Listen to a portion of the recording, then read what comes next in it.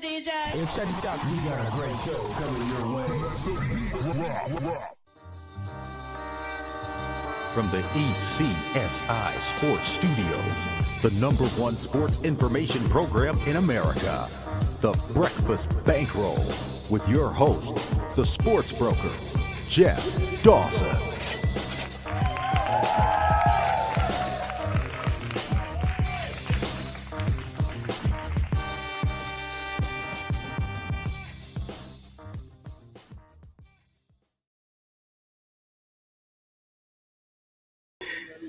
Good morning, sports fans from all around the globe. I am your host, Jeff Dawson, East Coast Sports Investors, and this is the Breakfast Bankroll for Wednesday, March 8th, 2023. Let the madness officially begin as they're dancing, meaning winning in. If you struggled this year and you have no hope, well, just go out and win 5-6 games in a row and punch your ticket like some of the smaller schools are done.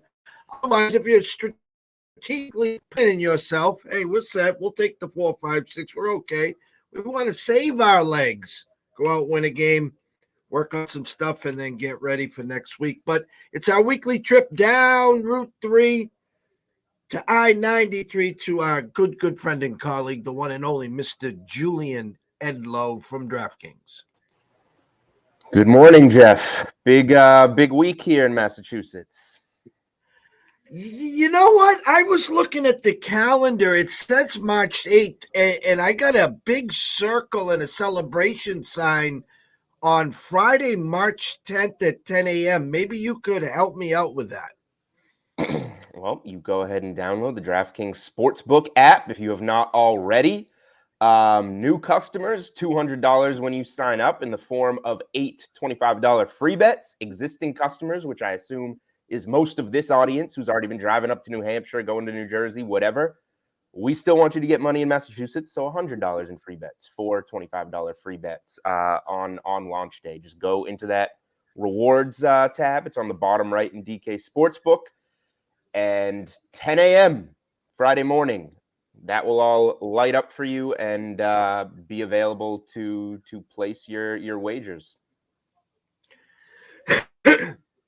Any fine print, any stipulation other than 825? I mean, are they time sensitive or there's certain things that you can't do, Julian? That's a good question. I assume they're generally time sensitive, usually within like 30 days or so. Okay. Now you can use it on, you just have to place it within that time period. It can grade later. If you want to use, a $25 free bet on, a Celtics Bruins championship parlay or whatever, you want to get weird with them, go for it. You can apply them to that. Don't leave them sitting around too long. Find something to use them on. Use them on a March Madness future you like or something. But yeah, my advice on the free bets, I want you to be winning money on DraftKings Sportsbook. It's not a trick. Use the free bets. Again, you don't get the return on the $25. You don't get that back on a winner. You're just getting the profits. Use the free bets on things that you like that are plus money. Take your bigger cuts with those. And use your real money on your standard minus 110 stuff. And I'm so glad that you brought that up because I've already had an issue with one of the companies. I won't blast them here, but their autofill added an extra 1 into my cell phone number, and I had to call customer service twice to finally get a email back on their mistake, and they want 28,000 forms of identification because now it's a security issue on their mistake.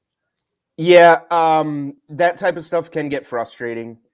People tweet me and DM me all the time. They're having trouble withdrawing, and it always comes, you're getting your money. And that's not just a DraftKings thing. I'll preach for all these legal books. Like, we're not keeping your money. If that problem happens, like somebody reached out to me the other day, what had happened is they hadn't updated their address.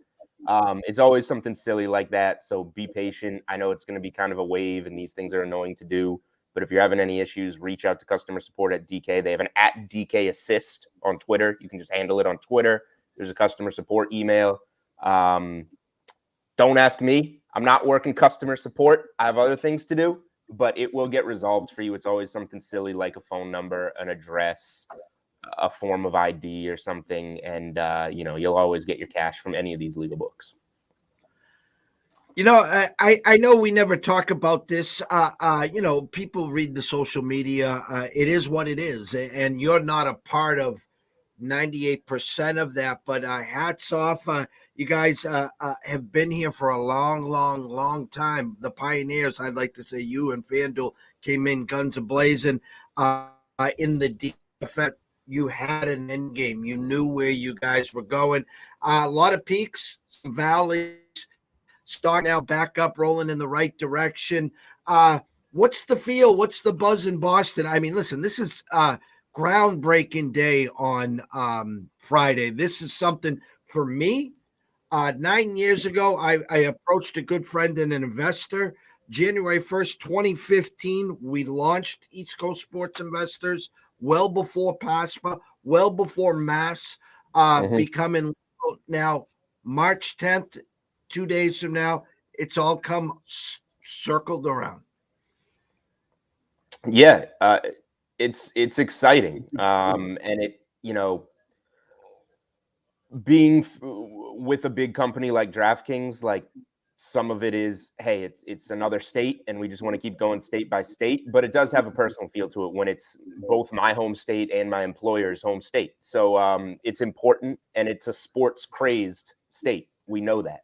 So, when I come on a show like this, I know that the large majority of the audience here takes sports betting very seriously. So, we talk about the market and, important things to pay attention to be, sharp sports bettors.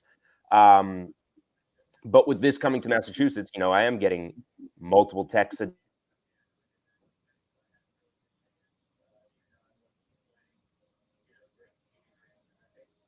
they want to find out how they can use their money casually to do this. So it is partially catering to that casual audience and saying here's how you want to use your free bets. Here's how you want to use your boosts, bonuses, and it's a form of entertainment to some. So I keep saying, what does dinner and a movie cost in 2023 now? $200 to go out for the night and get dinner and go to the movies with a significant other or a friend. So if you want to stay home and order a pizza and you each put $100 on the Celtics, that has an audience now as a form of entertainment. So I think part of it is, and people pro sports bettors or whatever will hate to hear that, but that is part of the audience that has to be catered to. And so I think getting those people interested and giving them good information to use is going to come into play a lot. The more people that can get into it, the better. I said this. I've been doing some promo hits on NBC Sports Boston during Celtics games, kind of promoting DraftKings Sportsbook.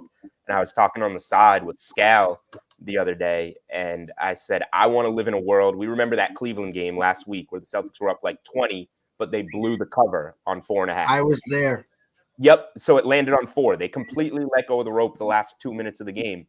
I want to live in a world where one day there's DK Sportsbook kiosks in the Garden. Everybody's got the Celtics minus 4.5, and the crowd encourages Marcus Smart to go lay that in and win by 6. I want to see that happen one day. He says he doesn't think it would happen. I don't know. The crowd egging it on. If it's a Friday night crowd, I think that would be cool. So I just think there's a lot of cool things that can happen with this coming to Massachusetts. It's so funny you brought that up.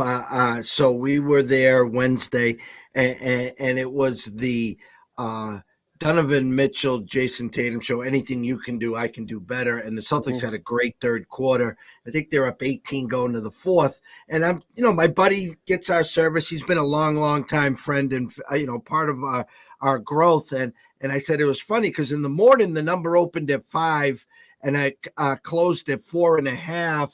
And, just sitting there. And I said, just take the Celtics team total over and don't sweat it. Yeah. Well, as this progressed, and I think it was Garland hit 3 threes in the last 2 minutes, Yep. and a missed free throw by Jason, and everyone wanted him to get the triple double. He was two assists away the start of the fourth quarter to get the triple double, but he got his 40, 41. Everyone was happy. But then it's down to 4. I think it was 11.2 seconds. They inbound it. They just spread the court, and for the last 5 seconds, he's just sitting there holding the ball like this. The Celtics have had some.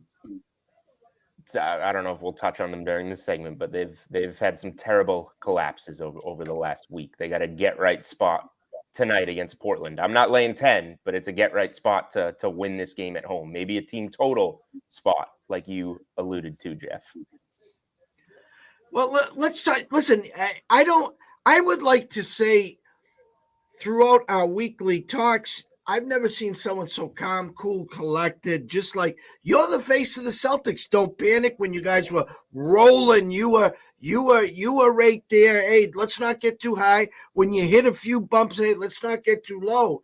How's the temperature, Jules? I'll say this: the positive is they needed a stretch like this, just like they were bad at the beginning of last year, and then they got on their roll. They were too good out of the gates this year. They needed a down stretch to kind of eat some humble pie, level things off, and get ready for a good run. Now, the problem is these speed bumps that they've hit recently very well could cost them the 1 seed in the East, which a game 7 in Milwaukee versus Boston is a big deal. I don't like that. And it's, Brad Stevens said that they wanted to get Tatum. Tatum has said himself that his wrist feels better with rest. And Brad Stevens said, we want to get him that rest down the stretch. Problem is, they keep getting up 20. Great game to sit him the fourth quarter, only play him 25 minutes, but they keep blowing the leads. So then Tatum comes back in. Now he's playing 35 minutes. Then they lose the game. So he has to play the next game. They finally let that come to an end by just not letting him get on the plane to go to Cleveland and sitting him out Monday and getting him some of that rest that they've been talking about. But I am worried that they keep blowing these leads, having to play Tatum more than they want to, and that rest is never going to happen. And then another burnout like this is going to happen in the playoffs. If you go on a 3-game losing streak in the playoffs, your season's probably going to be over. So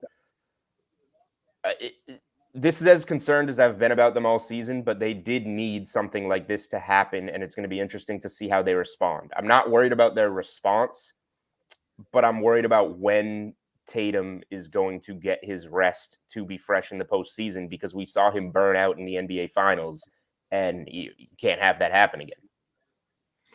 I look back at the market, and I've been trying to explain to all the locals that want to listen. The market clearly tells me the Celtics are winning the East. The Celtics are going to win the NBA championship, unlike what the Bruins market says until their final piece of the puzzle. Now they're back to kind of close to that avalanche number that the Avs rolled through last year.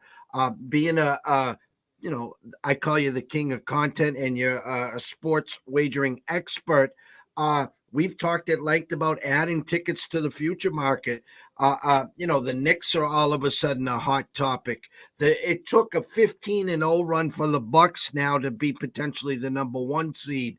I know it's, still, as you would say, maybe a little early. Anyone grabbing your eye right now, Julian? Not really. If there's any silver lining to the Celtics maybe getting the 2 seed instead of the 1, it's that the 1 seed is likely going to play the winner of a tough Cleveland-New York first-round matchup. And the Celtics have really struggled with both the Cavs and Knicks this season. So you never know until we play these games, but maybe the Celtics are dodging something if they do wind up landing 2 and getting a second-round matchup hosting a team like the 76ers, who they've owned for a while now. At some point, a player of Embiid's caliber is going to take a stand, and it's going to go his way, I would imagine. So you're playing with fire again there. Like, I don't want to be going against Embiid, watching Rob Williams and Al Horford try and figure that out for 7 games. That's not going to be fun. But the Knicks and Cavs haven't been fun. So I don't see much in the NBA futures market, honestly. At the break, I played the Lakers under and the Knicks over on their win totals. The Knicks are looking great. The Lakers, once LeBron got hurt, I was, walking up to the window, and here the Lakers are 5-2 since the break, playing great. We'll see what happens with them. So I like some value win total wise, but I think there's going to be some really good bets over the course of the NBA playoffs, round by round. When we see the bracket, when we see who comes out of the play-ins. But right now, I'm not going to bet the Celtics right now at this number. Like it's not going to really change. It's not like you're going to miss anything. You can bet them at the start of the playoffs if you want. The West is all over the place. If you lose 2 games in the West, you go from 4 to 7 in the standings. Like, I think there's so much moving right now. And just like I say, we're on Wednesday, March 8th. Sunday is Selection Sunday. I'm not betting college basketball futures now. I'm going to bet them in 4 days when I see the bracket. I kind of feel the same about the NBA right now. We're just going to touch lightly. The kids had the weekend in college football, and I'm drawing a brain fart here. The combines, excuse me. Of course, Richardson steals the show. He's the next now coming to Michael Vick, Randall Cunningham, you name it. He is the king. He stole the show for the most part. And I know you do a lot of in-depth work. I remember picking your brains back, even pandemic time. The draft is one of the fun times. Did you get anything from the combine? And you starting to take some notes, or is this still a sit and wait? Because before you know it, it's draft day. Yeah. Personally, I have 2 draft bets in pocket. One that I gave out on Bryce Young when he was even money to be the number 1 pick. And the other is I protected myself a little bit and put a small sprinkle on the 50-1 Anthony Richardson to be the first pick. What I'm taking from the combine is that 4 quarterbacks are going to go very early in this draft, top 10 to top 15. And the wide range of opinions on Anthony Richardson does not matter, because it only takes one team to think he is the guy, and there's at least one team right now that thinks he's the guy. Now, I don't know if that means a Colts or Texans or Panthers need to move up to 1 to get him. It could be 2, 3, 4, 5. But what Anthony Richardson did at the combine, which it was weird because we all knew he was going to do it. He's a freak athlete, and he proved that. But the scouts, the people that make the decisions, seem to like that. So Anthony Richardson is going to be a top 5 pick, whether a team moves up to get him or somebody that Houston wants him at 2 or whoever. Somebody doesn't need to move to get him. He's going up there, and it just depends where he lands if that team can mold him into a successful NFL quarterback. He can be a combination of Josh Allen and Lamar Jackson. But is he going to get good coaching? Is he going to, because he ridiculous arm talent. He can throw the ball ridiculously, but he's not a passer, if that makes sense. Doesn't know how to pass the football in the NFL. But everything else, like just his natural instincts, you go back, look at some of his runs last year, like they look better on tape than Lamar Jackson's reel does. So like, he's going to make those plays, and if somebody can develop him into a passer, he's probably the best player in the draft. So yeah, I would be surprised if it's not Richardson or Young, number 1, with a strong lean to Bryce Young.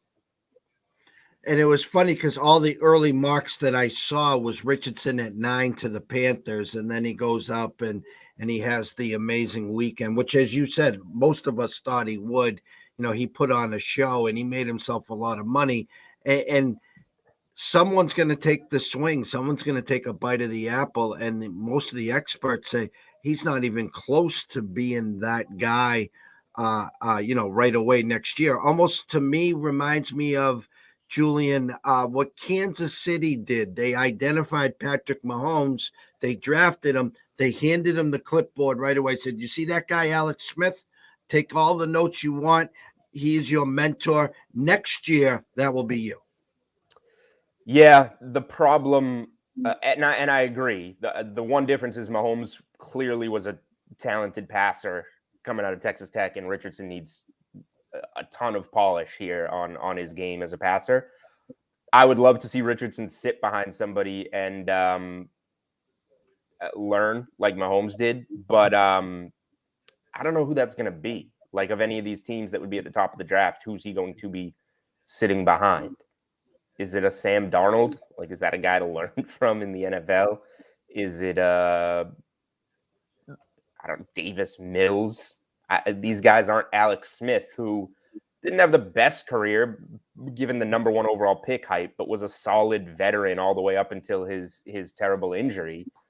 I don't know who that guy is that he's gonna hopefully sit behind and learn from, but we'll find out. I think that whoever does draft him, it would be very smart of them to sign a veteran quarterback that might not even be on their roster to be that guy. I'm going to play a quick game here with you, Julian. It's the first week of the NFL. We're in September. You and I were at 80s twice that week, having some nice dinner with Dave Sharapan and a few others as we're getting ready for week one of the NFL. Lamar Jackson will be behind center with? Not the Ravens. I don't know. That news seemed very planned that all these teams have to come out and say, we're not going to pursue Lamar Jackson. We're not going to pursue Lamar Jackson. That was strange. That doesn't happen often, where we're getting all these reports of this team that's not interested, this team's not interested, this team's not interested, but Jackson's not interested in the Ravens. So I have no idea. I could see the Aaron Rodgers thing not working out with the Jets, and then the Jets going to Lamar Jackson. I could see that. I don't know if that's considered a curveball because everybody's kind of in on Rodgers right now to the Jets, and this would be something completely different. But I'm not going to even pretend I know with Lamar Jackson because it's been so weird, the process so far. So someone's going to emerge, but I have no idea who it would be other than the Jets going to him as a backup plan if the Aaron Rodgers thing were to fall through. I like that thought process because everyone's assuming that Aaron's going to go to the Jets, and that thing just smells too much. I mean, that is too much Brett Favre for me, and I think Aaron would either retire. I know there's a lot of money to be left on the table there, but I can't see him going to the Jets. And I'm hearing, said it all along too, Jimmy G to the Raiders sounds like that will be Josh's move. Do you agree? It would make a lot of sense. It would make a lot of sense for them. I would lean that way. I don't think that McDaniels is going to move forward with Stidham as the guy. That was just kind of a test at the end of last year. But yeah, it would kind of make sense for McDaniels to just have two of his Pats guys in Jimmy G and Stidham in the quarterback room there. So that would be the leader in the clubhouse. Yeah. Quick second on the Pats. Are they going to pay Jacoby, you think? Or is that, we're going to end up saying, hey, great talent. You're a great Patriot. Hey, go out in the market, see what you can get. We'll come back and think about matching it. Are you in or out on Jacoby? I'm in on him. I think he's going to be a little overpriced. I don't care. It's not my money, of course. So I would like to see them pay him, but I would also like to see them with a DeAndre Hopkins type of receiver coming in and pay $10 million more for that. I think Myers is a guy that is liked in the locker room, and that brings some value. He works well with Mac Jones. That adds some value. The question is if they'll pay him, which history tells us they won't, but recent history kind of tells us they will because they've been really spending recently. Now, not all of it has worked out, but they could use a player like this. That said, I think that if they were to lose him, it wouldn't hurt as much because a guy like Kendrick Bourne is ready to go. I don't know what the deal with Patricia was, but he wasn't playing Bourne. And every time somebody would get hurt and Bourne would come in, he would dominate. And now, presumably with Bill O'Brien running that offense, Kendrick Bourne's going to have a huge role, whether whether Myers stays in New England or not. So I'm excited about Kendrick Bourne, regardless of the Myers situation. We'll kind of see what happens there. And this is going to be a funny one. We don't talk, you and I, Bruins. Listen, I'm Bobby Orr. I'm Ray Bork. They got a team that potentially could have the greatest season in the history of the NHL. They just Don Sweeney's all in. We're just adding more pieces. We don't care about draft picks, yada yada yada. Hey, let's play Pasta, till he's 85 years old. And the experts that I talk to say, hey, in 2 or 3 years here, guys, you're not going to have much here. And but hey, they're all in right now. Give me Jules, you in on the Bruins? Well, everybody tells me I should be. I don't watch hockey. I have NBA, I have college basketball. I watch a million basketball games every day. I simply don't have time for hockey, even if I wanted to. That said, I look up, they're winning every game. They're on this historic pace, yet I keep hearing that they're going to blow it in the playoffs. Now, I do know how hockey works. It's just like anybody can win any series. It's different. It's not as talent heavy as the NBA, where talent generally wins out. So somebody can get them, and the Eastern Conference is much better than the Western Conference. So I think if you're betting them, why bet to win the East? Just bet the Stanley Cup. My question is, I guess, if they're this good and they keep winning, like how fluky is it? Or are they actually this generational team that nobody saw coming? It kind of doesn't make sense how they can be this good, but everybody thought they were like, borderline playoffs. That doesn't make sense to me. So maybe something comes around eventually and gets them. They turn into the team that everybody thought they were going to be. But I don't get it. They keep winning. Why not just bet them? Shouldn't they? I saw 538 did their like odds of the Bruins to beat every team in a playoff series, and they were heavy favorites in every series. So if we're going to get there and they're going to be laying $2 in every series, I kind of would just rather have that Stanley Cup ticket. But again, I'm sitting here eyeballing it, having watched 20 minutes of Bruins hockey this year. I couldn't agree with you more. I mean, I've been scouting this market. People have been asking me for months, and I'm just like, listen, before the Bertuzzi trade and before the trade before that, you could have still got them at almost like 6-1 to win the cup and, plus 350 to win the East. The problem is the comparison with this year's Bruins and last year's Avalanche. Well, the Avs had a clear path to the cup. Not that they were guaranteed to win the cup, but a clear path. We had them at plus 130 to win the West, and then we had them at plus 300 to win the cup. And that was with the start of the playoffs, Julian. Now the Bruins, I mean, you got Carolina, you got Tampa, you got the Rangers who pushed all in. You got the Maple Leafs who they can't win the first round. And I've been saying to everyone, look out. If the Maple Leafs find a way to finally win a game 7 in the first round, they're playing with house money, and look the hell out. Wasn't Allmark a guy that people were kind of like, why are you adding this piece when you have Swayman, a young goalie, and now he's like second in the MVP odds? The locals are 98.5. Yeah, Felger and Mass. Why are we paying $5 million? Yeah, now they're talking with him about MVP. Thank you for bringing that one up, by the way. Felger and Mass. Let's join the madness. DraftKings. That's right. Let's join the madness. My Yukon Huskies back in November form, where they were undefeated, number 2 in the country after knocking off Alabama and a few other, Oregon and all these other good teams. We all got them at plus 350 to win the Big East tournament. Unfortunately, they win. What's that? Good number. Yeah, well, unfortunately, the brackets didn't line up the way I wanted it. They're going to have to play a game against Marquette before the finals, but that's okay. Yep. We'll take care of Shaka there. Hopefully, God willing, of course. Listen, I have not bought into Kansas. I'm not drinking the Kool-Aid. I'm not buying into Purdue. If you Venmo'd me $50 to put on Purdue to cut the nets down, I'd Venmo you $100 back and tell you to take the kids and the wife out for dinner. I ain't buying it. I think the Houston at 6-1. Listen, they're the only team or one of the only teams that can beat you 79-78 or 49-48. Samson doesn't get enough credit. They're veterans. They've been there. They've done that. Yeah, they go on brain farts on offense. And the same thing with UCLA. I love Cronin. I love the veteran leadership. I love everything about him. Yeah, an injury the other day. Hopefully they get through the first weekend and they get healthy.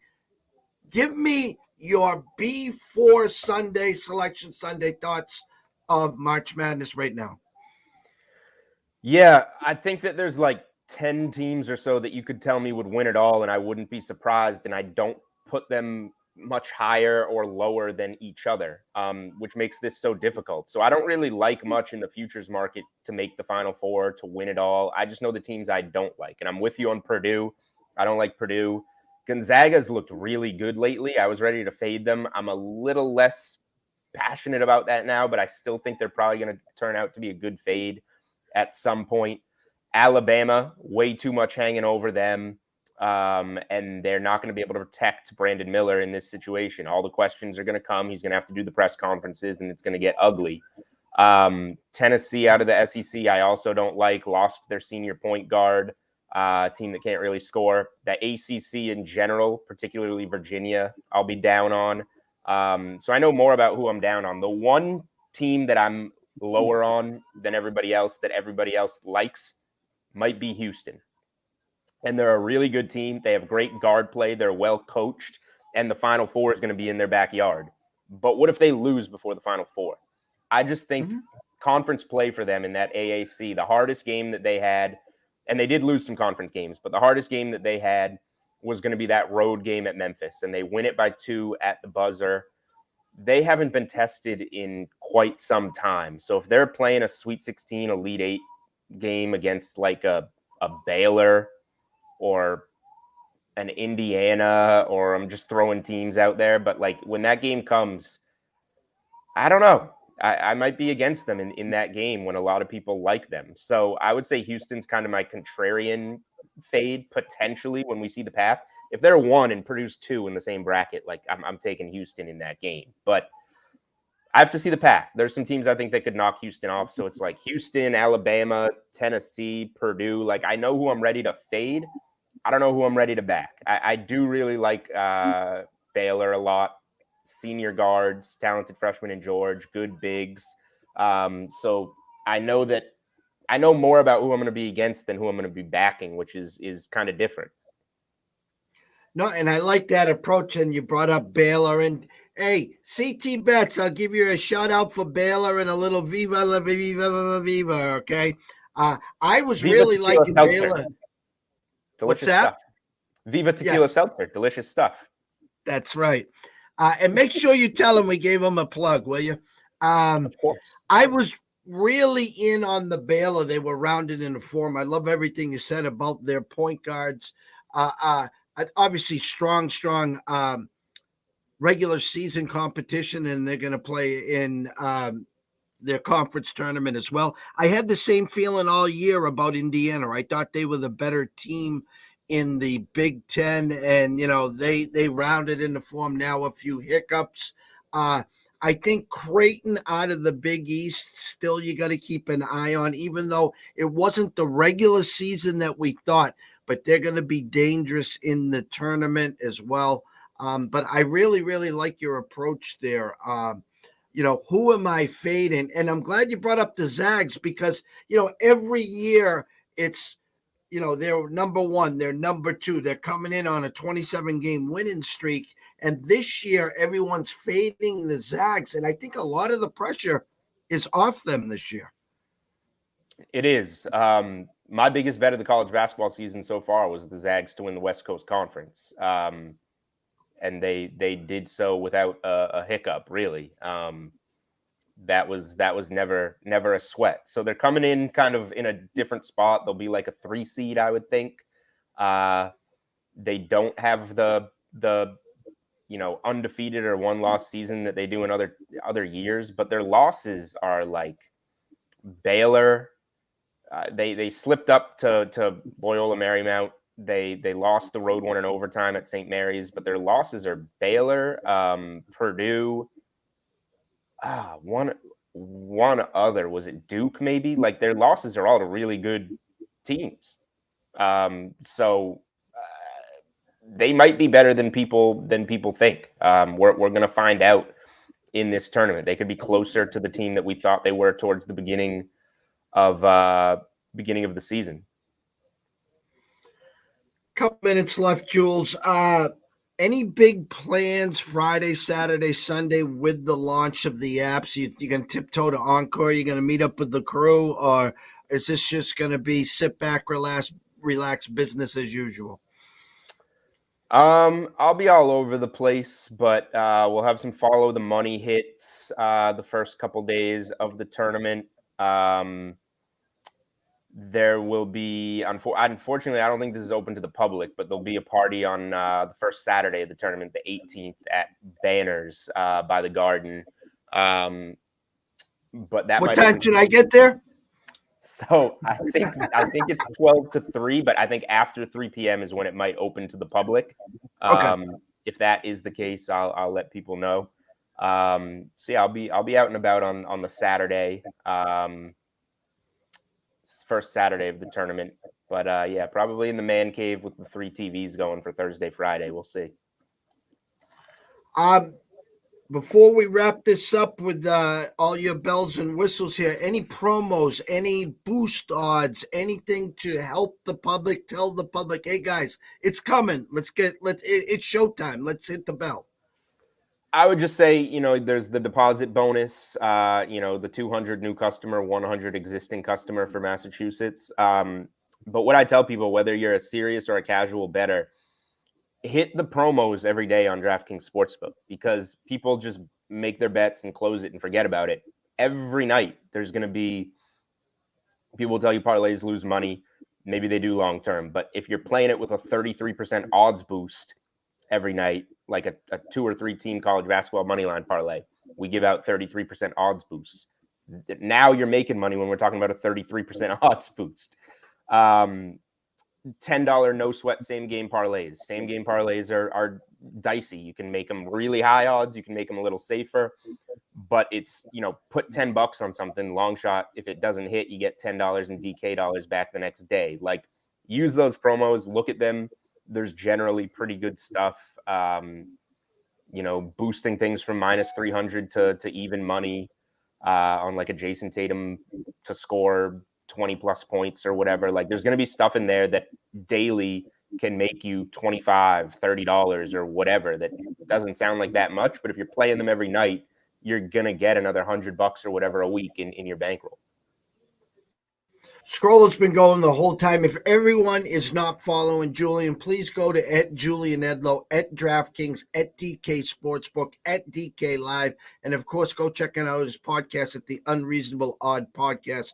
Julian, always a pleasure. Enjoy the weekend. Congrats on Friday at 10 a.m. And we'll be circling the wagons real soon, my brother. All right, sounds good. Anytime. Thanks for having me, Jeff. Take care, Julian.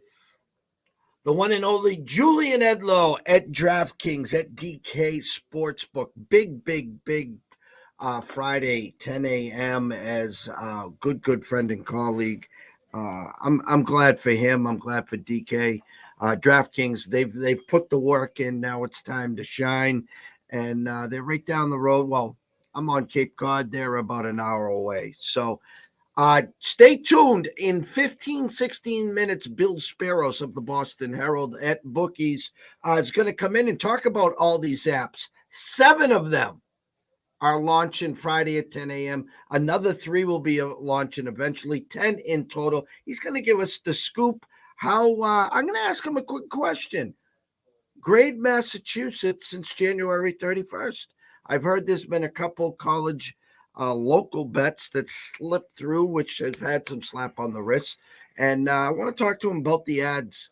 They're in my emails every day, and Mass is really trying to buckle down on that. So stay tuned. We'll see you back in about 15 minutes.